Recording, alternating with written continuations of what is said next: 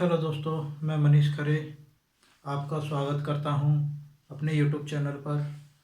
और जैसा कि इससे जो पिछली वाली वीडियो है उसमें पढ़ाया था I S L M model का वक्र पढ़ाया था, जो मॉडल है जो प्रोफेसर किन्स साहब ने दिया था। किन्स साहब ने दिया था। और आज कराएंगे क्या, कॉब डगलस। जो कॉब डगलस का जो मॉडल है वो दिया है चार्ल्स और पॉल डगलस। अब इसका नाम जो रखा गया है दोनों का लेके रखा गया है। इसका पहले चार्ल्स ले लिया है, पीछे इसका डगलस ले लिया है। इसका पूरा नाम है Cobb Charles Douglas, sorry Cobb Charles नाम है, तो इसमें से कोब ले लिया है और पीछे डगलस में से पॉल डगलस में से डगलस ले लिया है। इन्हीं के नाम पर रखा गया है क्या, कोब डगलस का जो मॉडल है वो। अब ये कोब डगलस का मॉडल 1927 से 1947 में दिया था। प्रोफेसर चार्ल्स और पॉल डगलस ने दोनों ने मिलकर दिया था। इन्होंने कहा था जो उत्पादन है, उत्पादन आगत निर्गत के बीच संबंध होता है उसे उत्पादन फलन कहते हैं। उत्पादन फलन किसे कहते हैं, इन्होंने बताया था कि जो आयात और निर्यात मतलब खरीदना और बेचना, आगत माने पैसा या फिर किसी वस्तु की बात करें, आना या जाना, ठीक, आना या जाना, पैसे का आगत या निर्गत, आना या जाना, खरीदना या बेचना जो होता है उसे ही क्या कहते हैं, उत्पादन फलन कहते हैं। उत्पादन फलन कैसे कहते हैं इसको, जैसे अभी जो नई उद्योग लगाया है उसमें 4 मशीनें लगी हुई हैं, ठीक। 4 मशीनें जो उत्पादन कर रही हैं, इनका जो उत्पादन होने के बाद जो निर्यात किया जाएगा, बेचा जाएगी, जो भी किसी भी चीज़ की अगर मशीन बना रही, किसी भी चीज़ को, किसी भी वस्तु को बना रही है मशीनें, तो जो निवेशक है वो अपने घर तो रखेगा नहीं किसी भी वस्तु को, वो क्या करेगा, मार्केट में लेके जाएगा। मार्केट में लेके जाएगा तो उसे अच्छे दामों पर बेचेगा तो उसे बेनिफिट भी होगा, लाभ प्राप्त होगा। और लाभ प्राप्त होगा तो लाभ का क्या करेगा कि कुछ हिस्सा तो सेविंग कर लेगा, कुछ हिस्सा उस लाभ में से सेविंग कर लेगा और कुछ हिस्सा दोबारा से निवेश कर देगा। क्योंकि जो चीज़ बनाई थी, जो वस्तु बनाई थी वो तो बिक गई, अब दोबारा से मार्केट में दोबारा से उसकी पूर्ति करने के लिए किसी ने दोबारा मांग लिया तो उसको बनाने के लिए फिर से निवेश करना पड़ेगा। तो पहले मानो अगर 50 वस्तुएं बन रही थी, ठीक है, इसके बाद उसने लाभ कमा लिया 50 वस्तुओं से, तो क्या होगा, वो सोचेगा यार अब की 50 नहीं, अब की एक काम करो, ये लाभ में से भी इसमें कर दो और 50 वस्तुओं का तो ये लगाया ही है, तो अब की बार 70 वस्तुएं बनाएंगे। तो जो 70 वस्तुएं खरीदी बेची गई, इसी को क्या कहते हैं, उत्पादन फलन। देखो नाम से ही हो रहा है स्पष्ट, उत्पादन। उत्पादन मतलब बनाना, खरीदना, बेचना, सब इसी के अंतर्गत आता है। आयगत और निर्गत के बीच जो संबंध होता है उसे उत्पादन फलन कहते हैं। ये उत्पादन फलन का जो फॉर्मूला है, P बराबर F ABC। P होता है उत्पादन, F होता है फंक्शन, जो किस प्रोडक्ट की तैयारी कर रहे हैं, ठीक। ABC उत्पादन के साधन। उत्पादन के साधन मतलब फैक्ट्री में मशीनें हैं या फिर जो सेवाओं का काम है, तो कैसी सेवाएं दी जा रही हैं, तो जो सेवा व्यक्ति द्वारा दी जा रही हैं या फिर किसी मशीन द्वारा दी जा रही हैं, तो ये होता है उत्पादन के साधन। यह 1927 से 1947 में शोध कार्य किया गया कि निर्माण उद्योग के उत्पादन में किन किन साधनों का योगदान होता है। अब जो उत्पादन होता है, किसी भी वस्तु का अगर उत्पादन करेंगे, उत्पादन अगर किसी भी वस्तु का, किसी भी चीज का उत्पादन करते हैं तो उसमें क्या क्या चीज़ों की आवश्यकता पड़ती है, ये भी देखना एक जरूरी होता है। क्योंकि उत्पादन वैसे ही नहीं होगा। अगर कोई फर्म लगा रहे हो, अगर कोई उद्योग लगा रहे हो, तो उसमें किन किन चीज़ों की आवश्यकता पड़ेगी।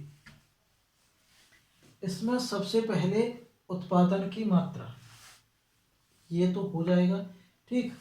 इसके बाद जो सबसे पहले जरूरत पड़ती है क्या, पूंजी, कैपिटल।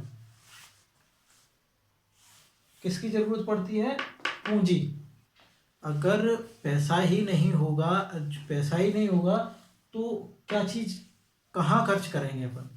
मान लो जमीन भी है, लैंड भी है, मगर उसमें लगाने के लिए पैसा ही नहीं है, तो उद्योग कहाँ से लगेगा। तो उद्योग लगाने के लिए पहले पैसा चाहिए, ठीक। उद्योग बनाकर तैयार कर लिया, पूरा उद्योग बना लिया। अब उद्योग तो पूरा जो फैक्ट्री है पूरी बनकर तैयार हो गई। अब क्या है भाई, श्रम। क्योंकि उद्योग बनाया है तो ऐसा तो है नहीं है कि मतलब एक ही व्यक्ति उस पूरे उद्योग को चला लेगा। उसमें जितनी भी मशीनें लगाई गई हैं, एक ही व्यक्ति तो नहीं लगाएगा, नहीं चला पाएगा। तो उनमें, उस उद्योग में मान लो अगर 10 मशीनें भी लगाई गई हैं, अगर 10 मशीनें भी लगाई गई हैं तो 10 मशीनों को चलाने के लिए 10 व्यक्ति भी चाहिए, व्यक्तियों की आवश्यकता पड़ेगी। व्यक्ति हो या मशीन है, मशीन को ही चलाएं, रोबोट द्वारा चलवाएं, मगर कुछ ना कुछ तो चाहिए उसको जो इन मशीनों को चलाएगी, ठीक। तकनीकी प्रगति या अवरोध। तकनीकी प्रगति क्या होता है, तकनीकी प्रगति है, मानो उदाहरण देखो, तकनीकी प्रगति का पहले जो लैंडलाइन चलती थी, लैंडलाइन,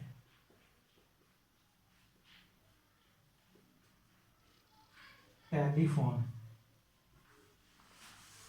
टेलीफोन चलते थे पहले।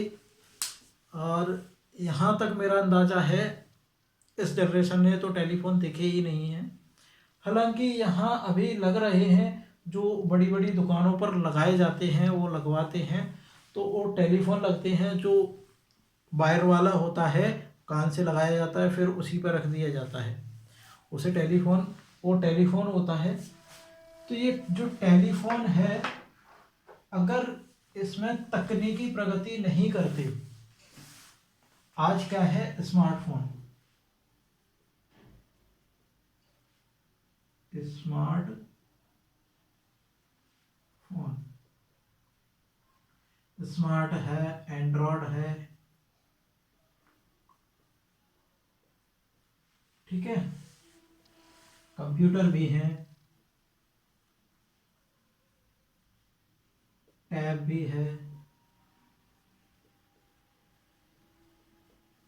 लैपटॉप भी है।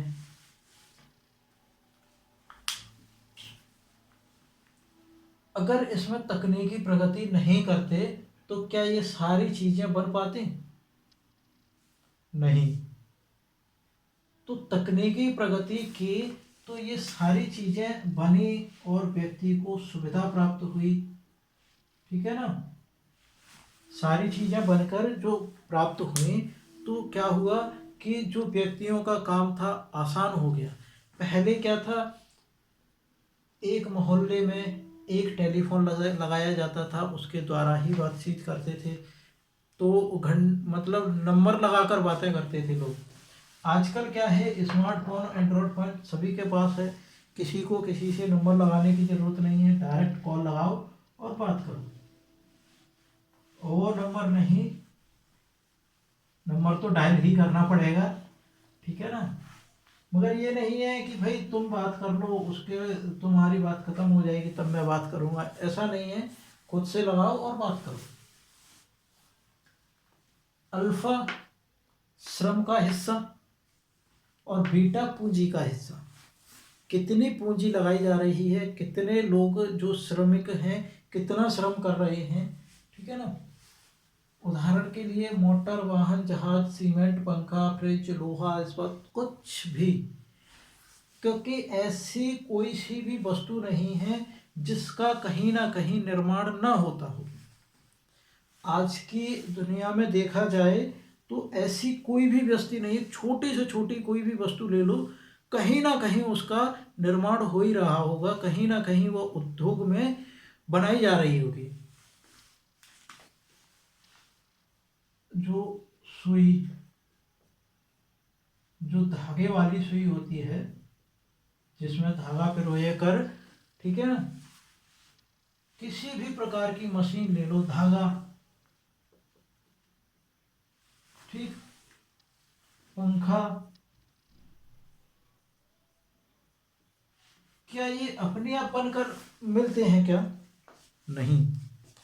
इन सारी चीज़ों को एक फैक्ट्री में, एक जो उत्पादक जो फैक्ट्री होती है उनमें इन सारी चीज़ों को बनाया जाता है और एक ही फैक्ट्री में एक ही चीज़ बनाई जाती है, ठीक है ना। तो वो हो गया श्रम, ठीक। विशेषताएं क्या क्या होती हैं इसमें? विशेषताएं में देखोगे तो दीर्घकालीन उत्पादन फलन, कॉग डगलस, कोई ये नहीं है कि 4 दिन चलेगा फिर बंद हो जाएगा। कोई भी फैक्ट्री हो 4 दिन चलकर बंद नहीं होती है। अगर वो चलाएगा ही नहीं तो ही नहीं चलेगी। अगर उसका प्रॉफिट देखना ही है, एक्चुअली उसका प्रॉफिट देखना है, तो लंबे समय के लिए चलानी पड़ती है। दीर्घकालीन उत्पादन फलन, उत्पादन के 2 साधन होते हैं। उत्पादन के 2 साधन होते हैं, एक उत्पादन का साधन नहीं, 2 उत्पादन के साधन रखते हैं। अगर एक साधन कार्य भी ना करे तो दूसरे से काम निकाला जा सके, इसीलिए 2 उत्पादन के साधन होते हैं। रेखीय समरूप उत्पादन फलन, रेखीय उत्पादन समरूप फलन का अर्थ है कि जो प्रोडक्ट बनाया जा रहा है, जो प्रोडक्ट बनाया जा रहा है वो बनाया कब तक जाएगा वैसा, जब तक तकनीकी उसमें प्रगति नहीं की जाएगी तब तक वैसा ही बनाया जाएगा। तकनीकी प्रगति करने के लिए उसमें तकनीकी प्रगति पहले परीक्षण की जाएगी, फिर गवर्नमेंट द्वारा पास कराई जाएगी, तब आकर वो बदला जाएगा। तब तक रेखीय उत्पादन फलन ही रहेगा। पैमाने का स्थिर प्रतिफल, पैमाने का जो स्थिर प्रतिफल का मतलब है कि जो कीमत है, कीमत एक ही रहेगी, ऊपर गवर्नमेंट द्वारा तय की जाएगी, वही कीमत रहेगी। ये नहीं कि तुम अपने खुद से कीमत को घटा बढ़ा सकते हो, ऐसा नहीं होता है। अब इसमें इसका क्या मतलब है? 0 is greater than alpha, sorry 0 is less than alpha. Alpha 0 छोटा है अल्फा से, 0 छोटा है अल्फा से, और alpha less than is 1, alpha छोटा है 1 से। इनका जो उत्पादन का जो हिस्सा रहेगा वो 1 से कम रहेगा और 0 से ज़्यादा रहेगा, मतलब कुछ पॉइंट में हिस्सा रहेगा इसका। मान लो अगर अल्फा का 0.2 हिस्सा रहा तो बीटा में भी यही होगा कि 0 से ज़्यादा रहेगा और 1 से कम रहेगा, तो इसका कितना रहेगा 0.8, 0 और 1। इसीलिए इसमें कहा गया है दो उत्पादन के दोनों फलनों का योग 1 होता है। क्या होता है? उत्पादन के जो अल्फा और बीटा जो उत्पादन के फलन हैं, श्रम और पूंजी, उत्पादन के दो ही फलन होते हैं, श्रम और पूंजी। उत्पादन के श्रम और पूंजी, तो उस उन दोनों का योग जो होगा वो एक होगा। एक कैसे होगा? क्योंकि देख, पहले भी बताया था मैंने, एक अकेला पूंजी कार्य नहीं कर सकता है, पूंजी के द्वारा बात नहीं बनती है, और एक अकेले श्रम के द्वारा बात नहीं बनती है। अगर मान लो पूंजी नहीं है, ठीक है, श्रम है अपने पास, तो श्रम कहाँ कार्य करेंगे? अगर फैक्ट्री ही नहीं है, उद्योग ही नहीं है, तो जो श्रमिक हैं वो कहाँ कार्य करेंगे? कहीं नहीं। अगर उद्योग है अपने पास और श्रमिक नहीं है, तो क्या उद्योग चल पाएगा? नहीं, क्योंकि चलाने वाले तो भाई श्रमिक ही हैं। तो दोनों का योग एक होता है, तब जाकर उत्पादन होता है।